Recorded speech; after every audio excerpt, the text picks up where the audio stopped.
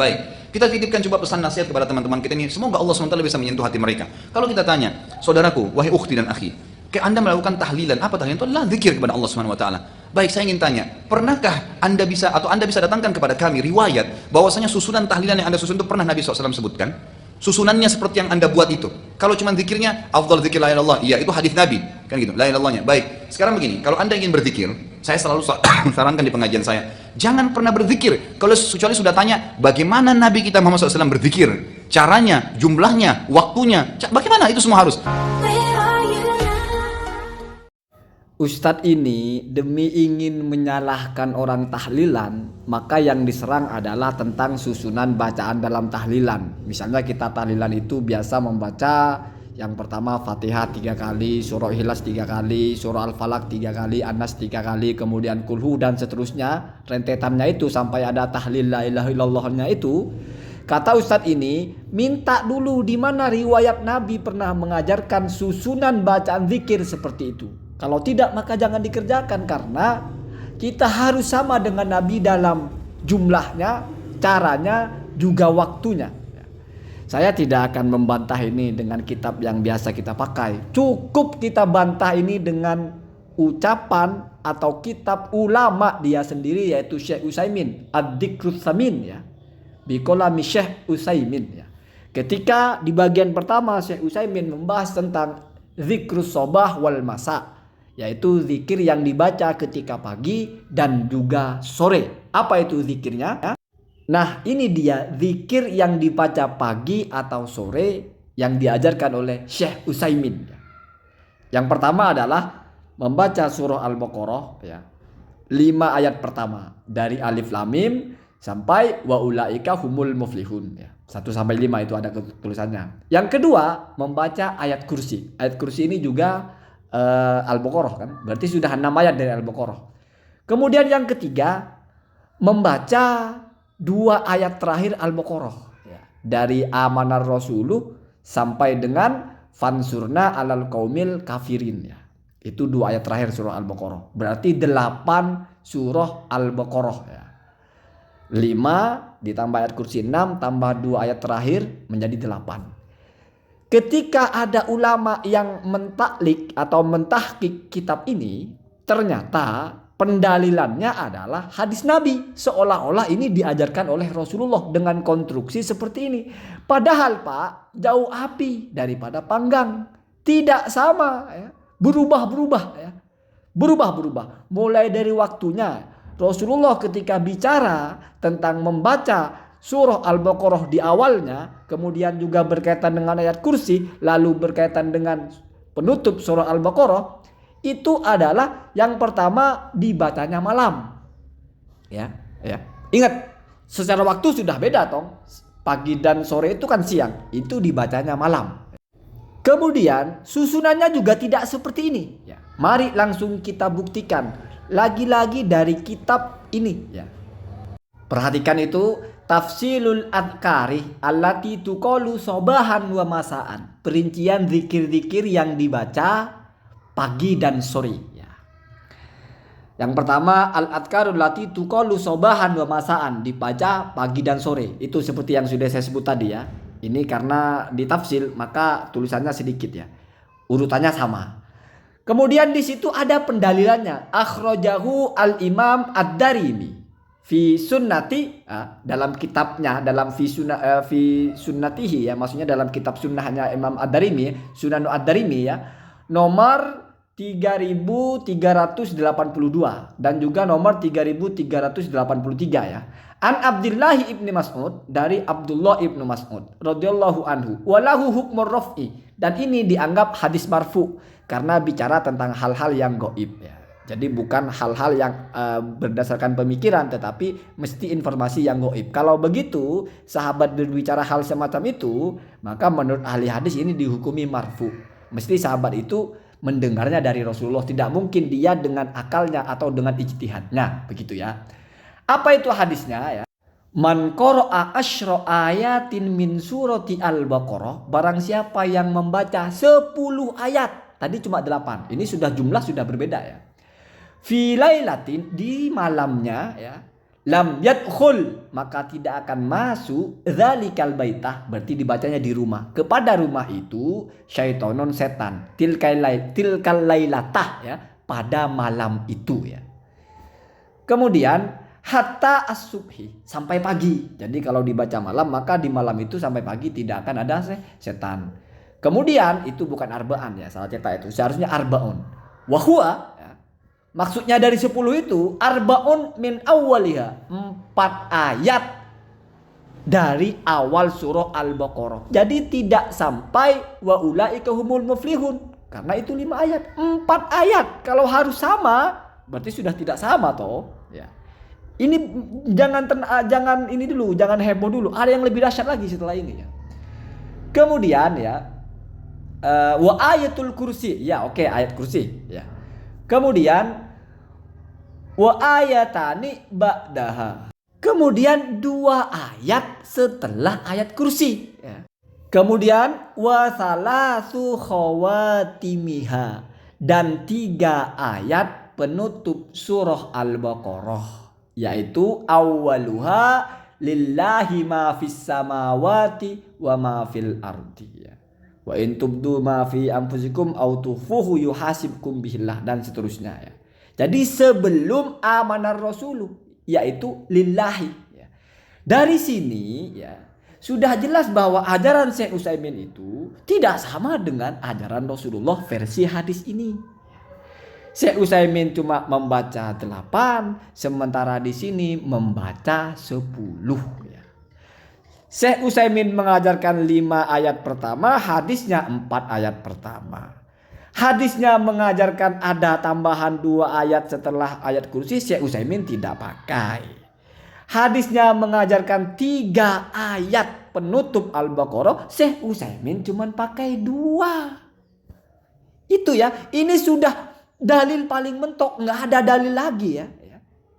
Yang bicara tentang waktu ya. Ada nanti saya bawakan dari Asyuti yang sama dengan ini, tapi tidak terikat dengan waktu sama sekali ya. Bahkan di situ sore 4 pembukaan surah Al-Baqarah, 4 ayat ya. Sehingga totalnya kalau di sini 10 ya. 4 ayat pertama plus ayat kursi 5 plus 2 ayat setelah ayat kursi 7 plus 3 ayat penutup Al-Baqarah 10 ya. Punya Syekh Utsaimin mah 8, ini 10. Itu kan sudah tidak sama, Pak. Ngapain ente bicara tahlilan? Tidak sama. Ini aja nyata-nyata sudah ada panduannya di tentang begitu aja kok ya. Kemudian hadis ini ya adalah hadis mungkoti yang mengatakan pun Syekh bin Baz juga mengatakan begitu ya. Al-Hatsimi itu mengatakan ini di situ tidak mendengar Asy-Sya'bi itu dari Ibnu Mas'ud sehingga terputus jalurnya gitu ya. Dhaif ya, tidak boleh dijadikan dalil ya. Jadi kalau kata Syekh bin Baz ini dhaif, mungkoti pula ya. Tapi Syekh Utsaimin ya dalilnya ini ya menurut versi mu'alliknya ya. Dan dalam sini juga berbeda jauh ya. Ya saya bilang beda jauh lah, dirombak-rombak gitu ya, dimodifikasi ya. Untuk mengokohkan bahwa zikir versi Syekh Utsaimin itu adalah modifikasi dari zikir yang diajarkan oleh Nabi ya. Walaupun hadisnya mungkoti, dhaif lah gitu ya. Tetapi ini kan dalam masalah amaliyah ya, bukan dalam masalah hukum ya. Yang pertama ini adalah dari kitabnya Imam Asyuti Ad-Durrul Mansur ya, tafsirnya beliau. Wa akhraja ad-Darimi wa Ibnu Durais an Ibnu Mas'udin qala man qara'ah arba'a ayatin min awwali surati Al-Baqarah ya. Barang siapa, ini sama dari Ibnu Mas'ud juga ya riwayatnya. Barang siapa yang membaca 4 ayat dari pembukaan surah Al-Baqarah, berarti tanpa yang ada al-muflihunnya itu ya. 4 Pak Utsaimin ya, 4 ya. Bukan 5 ya. Kemudian wa ayat al-kursi dan juga ditambah ayat kursi ya. Berarti sudah 5 ayat ya. Kemudian 2 ayat ini ba'da ayatil kursi dan 2 ayat setelah ayat kursi, berarti sudah 7 ya. Wa salasan min akhir surati Al-Baqarah dan juga 3 ayat terakhir surah Al-Baqarah, berarti 10 ya. Maka faidahnya lam yaqrabhu, tidak akan mendekati kepada man itu, kepada orang yang membaca itu, wala, dan juga tidak akan mendekati ahlahu, kepada keluarganya orang itu ya. Yaumaidin, seketika ya. Syaitonun, setan. Wala, dan juga tidak akan mendekati dia ya. Syai'un, sesuatu, yakrahuhu, yang dia tidak menyukai sesuatu itu tersebut, fi ahlihi, dalam keluarganya, wala, dan juga tidak akan mendekati sesuatu yang tidak dia sukai. Itu cara memaknainya ya. Fi malihi, di dalam hartanya, wala, dan juga tidak yukrokna, dibaca. Karena ini yukrokna berarti domirnya hunna ya, kembali kepada 10 ayat itu ya. 10 ayat itu ala majnunin, kepada orang gila ya, illa, kecuali afakoh, akan sembuh ya. Kalau pingsan atau kesurupan akan sadar. Jadi di sini jelas menyebut 4 pembukaan surah Al-Baqarah, 3 penutup surah Al-Baqarah, 2 ayat setelah ayat kursi. Itu semua tidak dipakai oleh Syekh Utsaimin. Yang 4 dia baca 5 ya. Kemudian 2 ayat setelah ayat kursi tidak dibaca. Kemudian yang 3 yang terakhir itu malah cuma dibaca 2. Itu kan sudah merubah, sudah tidak sama. Jadi tidak ada riwayat yang mengatakan baca 5, baca ayat kursi, kemudian baca 2 ayat terakhir. Tidak ada, riwayatnya tidak begitu ya.